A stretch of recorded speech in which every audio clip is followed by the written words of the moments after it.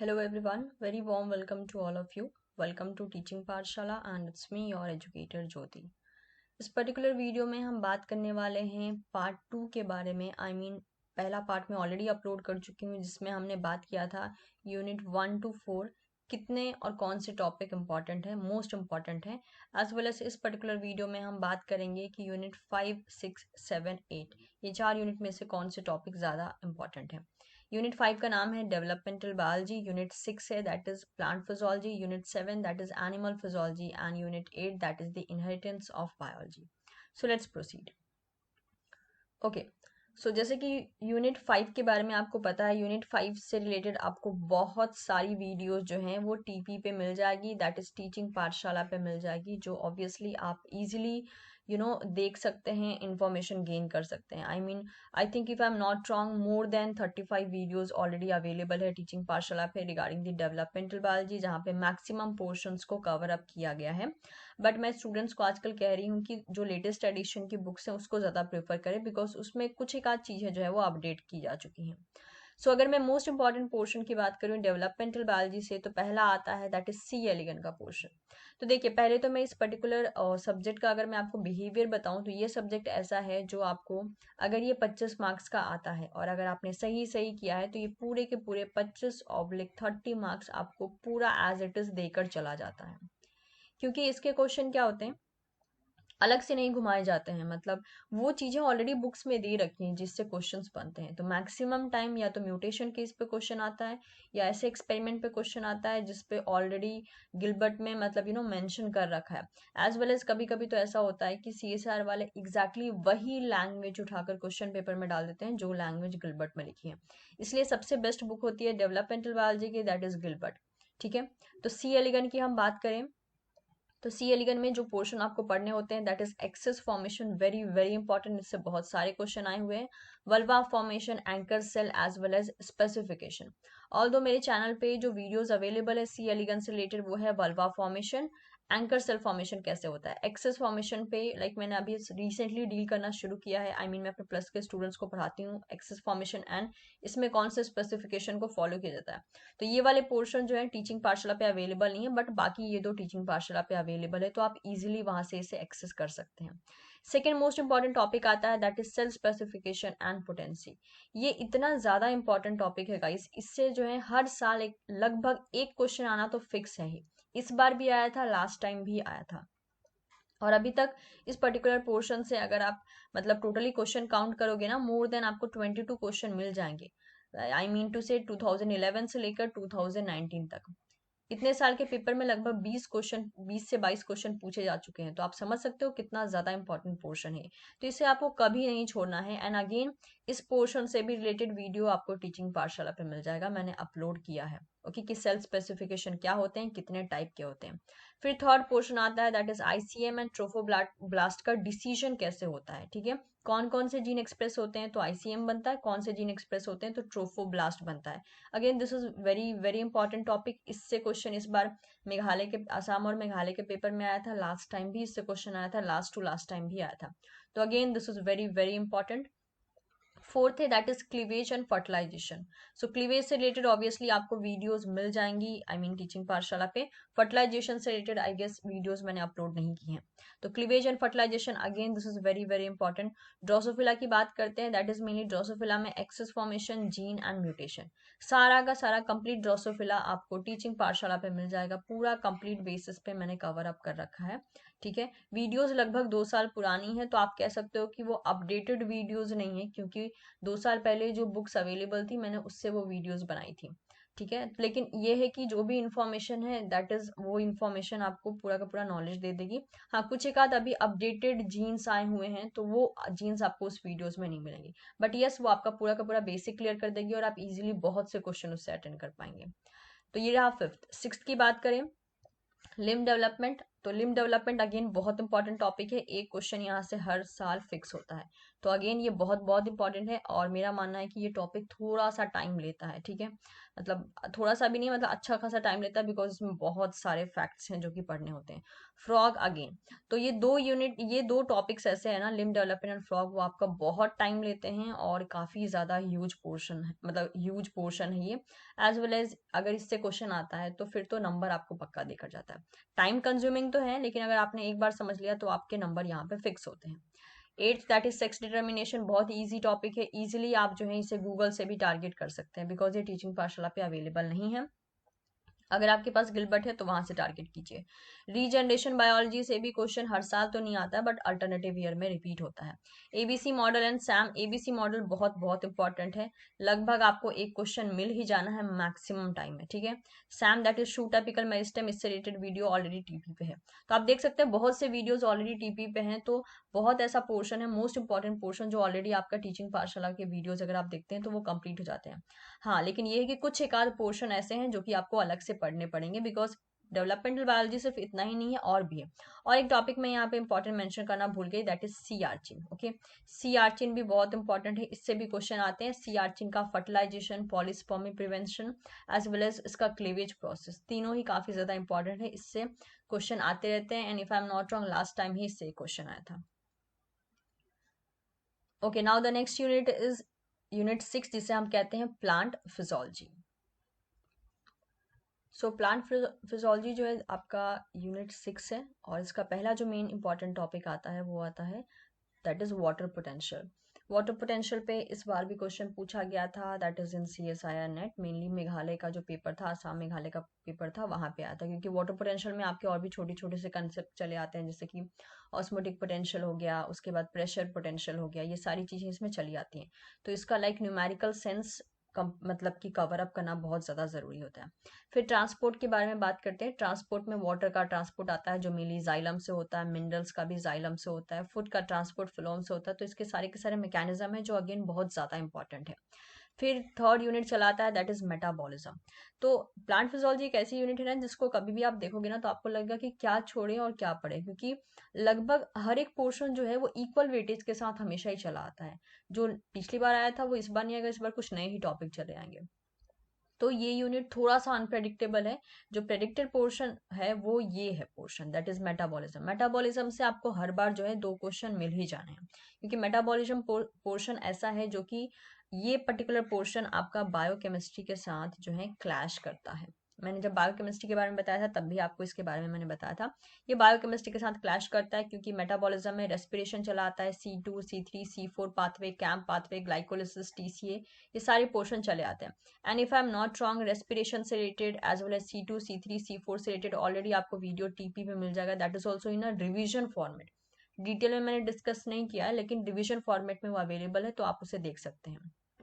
Okay, food transport के बारे में लाइक मेरा एक और चैनल है जो कि मेनली हिंदी में, वहाँ पे लेक्चर्स मैक्सिमम मतलब मैं पूरे लेक्चर्स ही हिंदी में अवेलेबल करती हूँ, तो वहाँ पे आपको फूड ट्रांसपोर्ट का वीडियो एक मिल जाएगा, वो भी मतलब मैंने हिंदी में ही एक्सप्लेन कर रखा है।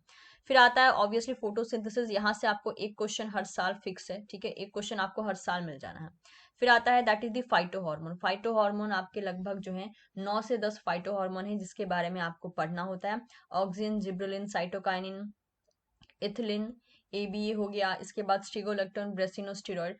तो फाइटो हार्मोन की जो मेनली स्टार्टिंग है लाइक जैस्मोनिक एसिड, तो I think 6 phyto hormone, 6 to 7 phyto hormone के बारे में जो वीडियोज हैं वो आपको मिल जाएंगी TP पे ही, टीचिंग पाठशाला पे ही मिल जाएंगी। यहाँ पे आपको इन 7 या 8 जो फाइटो हार्मोन है, इन सबका लाइक फंक्शन, इनका बेसिक्स, इनकी डिस्कवरी, इनका मोड ऑफ एक्शन, सिंथेसिस, सब कुछ आपको टीचिंग पाठशाला पे मिल जाएगा। ये कंप्लीट सीरीज मैंने अपलोड कर रखी है। सिर्फ जो पोर्शन अपलोड नहीं किया है वो है स्टिगोलेक्टोन एंड ब्रेसिनोस्टेरॉइड, इनके पोर्शन ये दो मैंने लाइक अपलोड नहीं किए हैं, बाकी सारे फाइटो हार्मोन अपलोडेड हैं टीचिंग पाठशाला पे, तो यू कैन वॉच। इसके बाद चला आता है सेंसरी फोटोबायोलॉजी। सेंसरी फोटोबायोलॉजी में मेनली 3 पिगमेंट चले आते हैं जिनका नाम क्या है, that is your phytochrome, phytochrome है, इसके बाद है cryptochrome, and next is the phototropin. तो इससे रिलेटेड वीडियो भी आपको टीचिंग पाठशाला पे मिल जाएगी, बट वो लगभग मतलब बहुत पुरानी वीडियो है, लाइक जब मैंने टीचिंग पाठशाला शुरू किया था तब मैंने पहली वीडियो ही वही डाली थी, लाइक फाइटोक्रोम, क्रिप्टोक्रोम और फोटोट्रोपिन। तो आई थिंक उस वीडियो को लगभग 1.5-2 साल होने वाले हैं। तो उसमें कुछ एक आध इन्फॉर्मेशन है जो कि मिसिंग है। तो मैं इस बार प्लान कर रही हूँ कि जब भी मुझे टाइम मिले तो मैं एक बार उसको मतलब कि उसी पर्टिकुलर पोर्शन को मैं लेटेस्ट इन्फॉर्मेशन के साथ अपडेट करूँ। आई मीन मैं उस वीडियो को दोबारा से बनाऊंगी with a complete as well as latest information. तो अभी तक जो वीडियो अवेलेबल है, ये तीनों के लिए वीडियो अवेलेबल है टीचिंग पाठशाला पे, लेकिन थोड़ा सा वो ओल्ड वीडियो है, लेकिन कंटेंट आपको सारे उसमें मिल जाएंगे। कुछ एक आध कंटेंट मिसिंग है, तो वो आपको आने वाले टाइम में जब मैं अपडेट करूंगी तब आपको मिलेगा। बट फिलहाल के लिए आप जो है फाइटोक्रोम, क्रिप्टोक्रोम, फोरोट्रोपिन से कुछ लाइक कंसेप्ट गेन कर सकते हैं। जितना भी कंसेप्ट गेन करेंगे उस कंसेप्ट से सारे क्वेश्चन जितने भी आए हैं सीएसआई नेट में सब कुछ सॉल्व हो जाएगा। ठीक है, नेक्स्ट आता है that is secondary metabolites. Again इसके भी सारे जो वीडियोज हैं वो अवेलेबल है टीचिंग पाठशाला पे, आप अगेन उस पे विजिट कर सकते हैं। And again this is very very important topic. एक क्वेश्चन यहाँ से आना हमेशा ही फिक्स होता है। Eighth that is the nitrogen metabolism as well as root nodule formation, यहाँ से भी एक क्वेश्चन फिक्स रहता है। इसके बाद आता है स्ट्रेस फिजियोलॉजी। अब स्ट्रेस फिजियोलॉजी एक ऐसा पोर्शन है जिसे मैं कहती हूँ फंसाऊ पोर्शन, क्योंकि ये एक अच्छा खासा लंबा पोर्शन है। आराम से आपका 2 घंटे का टाइम लेता है, 2 से भी ज्यादा घंटे का टाइम लेता है अगर आप डिटेल में पढ़ना चाहो तो। लेकिन मतलब थोड़ा सा फंसाऊ पोर्शन है, क्योंकि इसकी कोई श्योरिटी नहीं है। कभी इससे क्वेश्चन चले आते हैं, बहुत इजी लेवल पे चले आते हैं, कभी टफ लेवल पे चले आते हैं, कभी तो पूछा ही नहीं जाता है, लगातार 3-4 साल इससे पूछा नहीं गया। फिर अगर ये कभी पूछा जाता है तो रिपीटेड मैनर में पूछ लिया जाता है, मतलब इस बार भी चला आया, अगली बार भी चला आया। तो ये थोड़ा सा अनप्रेडिक्टेबल है, समझ में नहीं आता कि मतलब कभी रिपीट हो सकता है, कभी नहीं हो सकता है। तो ये टोटली आपके ऊपर है। बट हाँ, आई थिंक स्ट्रेस फिजियोलॉजी लेकिन इंटरेस्टिंग है, मैं इतना कह सकती हूँ। थोड़ा सा लेंदी है लेकिन इंटरेस्टिंग है, आपको याद रह जाएगी, क्योंकि ये स्ट्रेस से रिलेटेड चीज है तो हमें मैक्सिमम अपना जनरल सेंस यूज करना होता है। कुछ एक आध प्रोटीन्स के नाम लाइक याद करने होते हैं, बट मैक्सिमम पोर्शन हम इजीली कर सकते हैं। तो स्ट्रेस फिजियोलॉजी पे भी मेरे कुछ एक आध वीडियोस अवेलेबल हैं, आप चाहें तो देख सकते हैं। बट वो मैं ये कह सकती हूँ वो एक्यूरेट नहीं है। मतलब अभी मेरे पास मतलब कि अपडेटेड कंटेंट है उसके। पहले के जो कंटेंट है 2 साल पहले जो वीडियोस मैंने ऐड किए थे उसमें मतलब कुछ एक आध आप कह सकते हो जनरल सेंस में मैंने स्ट्रेस फिजियोलॉजी समझाया है, स्पेसिफिक सेंस में नहीं समझाया है। फिर भी आप अपना बेसिक क्लियरेंस के लिए उन सारे वीडियोस को प्रेफर कर सकते हैं। अगेन स्ट्रेस फिजियोलॉजी भी आपको जो है स्ट्रेस फिजियोलॉजी भी टीपी पे मिल जाएगा। Last that is the plant development. Plant development में बहुत से पोर्शन चले आते हैं, जैसे कि इसमें आपका लाइक मेनली पॉलन ग्रेन्स का फॉर्मेशन कैसे होता है, लाइक एमएमसी जो होते हैं that is microspore mother cells का फॉर्मेशन कैसे होता है, एम्ब्रियोजेनेसिस कैसा कैसे होता है, ये सारे पोर्शन इसमें चले आते हैं। तो ये वाला portion if I am not wrong मैं कुछ दिन में ही दैट इज 2 मई को, यस कल कल ही जो है 2 मई को मैं इस पर्टिकुलर पोर्शन को स्पेशल क्लास में दैट इज फ्री क्लास में लेने वाली हूँ अनअकैडमी के प्लस प्लेटफॉर्म पे। आई गेस आपने नोटिफिकेशन देखा होगा, मैंने कम्युनिटी बॉक्स में ऑब्लिक कम्युनिटी सेक्शन में मैंने इसका एक बैनर ऐड कर दिया है, तो आप वहां से जाके चेकआउट कर सकते हैं। तो ये कुछ पोर्शन हो गए किसके, दैट इज प्लांट फिजियोलॉजी के। प्लांट फिजियोलॉजी का भी लगभग आपको जो है 40% जो पोर्शन है वो आपको टीचिंग पाठशाला पे ही मिल जाएगा। मैंने बहुत से पोर्शन यहाँ से अपलोड किए हैं, तो आप ऑब्वियसली वहाँ की हेल्प ले सकते हैं। बाकी सबके लिए आप तेजन जेगर बुक जो है वो प्रेफर कर सकते हैं। जो 7th यूनिट है वो है एनिमल फिजियोलॉजी, ठीक है, जिसके लिए बच्चे बहुत ज्यादा परेशान रहते हैं। सो एनिमल फिजियोलॉजी में आप देख सकते हैं बहुत से पोर्शन है like blood group and haemoglobin as well as myoglobin का कंसेप्ट यहाँ चला आता है। ईसीजी से क्वेश्चन हर साल ही चले आता है, मतलब ये वाला श्योरिटी वाला पोर्शन है भाई, मतलब आपको प्रिपेयर कर लेना है और यहाँ से चला ही आएगा आपका पोर्शन। फिर transport of gases as well as exchange of gases that you have to study. फिर नेफ्रॉन का फंक्शन मेनली जो वेस्ट का एलिमिनेशन होता है, किडनी कैसे काम करता है, कौन से एरिया में लाइक कौन से एरिया में क्या चीज एब्जॉर्ब होती है, रिलीज होती है, ये सारी चीजें आपको पता होनी चाहिए। इस पे भी लगभग जो है एक क्वेश्चन फिक्स होता है। फिर आता है cardiac cycle, again very very important topic. फिर आता है action potential, CNS PNS brain and spinal cord, इससे रिलेटेड लाइक ये वाला पोर्शन ऐसा है कि हर बार श्योरिटी नहीं देता है बट चला आता है, ठीक है। फिर आता है डाइजेशन एंड एब्जॉर्प्शन, ये आपको करना होता है। एंडोक्राइन, ये अगेन काफी इंपॉर्टेंट पोर्शन है, इससे भी क्वेश्चन लगभग एक क्वेश्चन फिक्स होता है। तो एंडोक्राइन सिस्टम से भी आप क्वेश्चन कर सकते हैं, कौन सा हार्मोन सिक्रीट करता है, कौन से ग्लैंड है, क्या डिजीज फॉर्म करते हैं। फिर आता है रिप्रोडक्टिव ऑर्गन के बारे में, स्पेशली जो होते हैं like follicle stimulating hormone LH, इन सब पे क्या होता है ग्राफिकल बेसिस पे क्वेश्चन पूछ लिए जाते हैं, कभी थ्योरेटिकल बेसिस पे पूछे जाते हैं, कभी केसेस के बेसिस पे भी पूछे जाते हैं। तो ये सारे के सारे इंपॉर्टेंट पोर्शन हो गए that is from animal physiology. Okay, now the 8th unit जो कि मतलब बहुत ज़्यादा स्कोरिंग यूनिट मानी जाती है अगर आपका जेनेटिक्स बहुत स्ट्रांग है तो, ठीक है। और इसको हमने नाम लाइक इसका नाम है इनहेरिटेंस बायोलॉजी, जिसे हम सिंप्लीफाइड टर्म में कहते हैं दैट इज जेनेटिक्स। तो जिनको जेनेटिक्स आती है उनके लिए ये पर्टिकुलर यूनिट जो होती है, लगभग आप बोल सकते हो अगर ये 30 मार्क्स में भी पूछी जाती है ना, 28 to 25 मार्क्स तो वो हमेशा ही देकर चली जाती है। मतलब ये एक ऐसी यूनिट है। लेकिन वही है कि जिनकी ये यूनिट वीक है तो उनकी तो वीक है ही, मतलब वो लोग कुछ भी इससे अटेंड नहीं कर पाते हैं, लेकिन जिनकी स्ट्रांग है वो सारा का सारा अटेंड कर पाते हैं। तो यही चीज होता है कि अगर आपको इनहेरिटेंस बायोलॉजी धीरे धीरे समझ में आना शुरू हो गई ना, आपको सब कुछ समझ आ जाएगा। लेकिन अगर नहीं आई तो एक भी पोर्शन जो है यहाँ से डील करना मुश्किल हो जाता है। ठीक है, बट कोशिश ऑब्वियसली जो है आप लोग इस पे कर सकते हैं। पहला मोस्ट इंपॉर्टेंट टॉपिक है दैट इज प्रोबेबिलिटी। इससे जो है क्वेश्चन आते हैं, मेनली क्रॉस फॉर्म में आते हैं, आपको बताना होता है किसका क्या प्रोबेबिलिटी है। ये एक इंपॉर्टेंट पोर्शन है।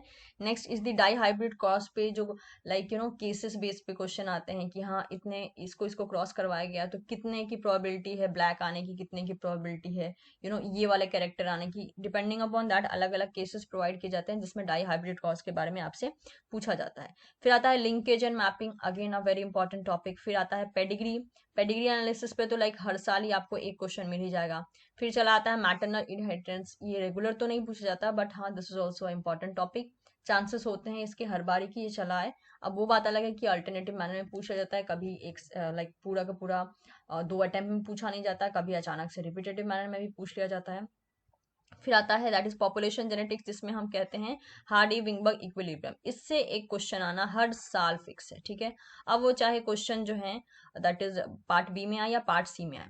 और सबसे मजेदार बात ये है कि हार्डी विंगबर्ग जो है वो क्लैश होता है इवोल्यूशन यूनिट के साथ। तो अगर आप यहाँ से भी प्रिपेयर करते हैं तो ऑटोमेटिकली ये इवोल्यूशन में भी कंप्लीट हो जाता है।